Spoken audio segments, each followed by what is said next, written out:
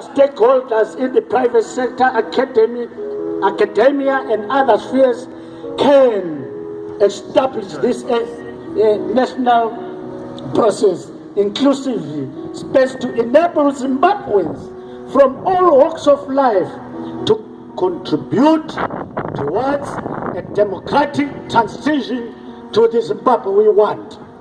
Conclusion. The church derived its mandate from its calling as a sign of hope, especially in the situation of despair and discouragement. God has put the church in the nation so that it can be a conduit for the healing of the nation. God has promised that if my people who are called by my name humble themselves, pray and seek my face, and turn from their wicked ways,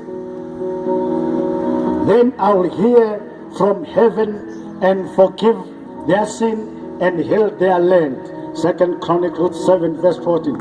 We are the people of God who are being called to champion the spirit of reconciliation. The church is made up of those who have been reconciled to God, and hence is called to be a sign of reconciliation by calling the nation to reconciliation. Zimbabweans can find each other again as they did in 1960s and 1970s when they joined hands against the colonial forces. Zimbabweans can find each other again.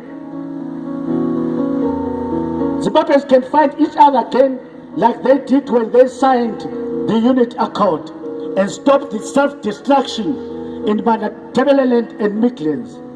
Zimbabweans can find each other again like they did when they produced the current national constitution. Zimbabweans can find each other like they did when they shared power during the government of national unity. There is no class chasm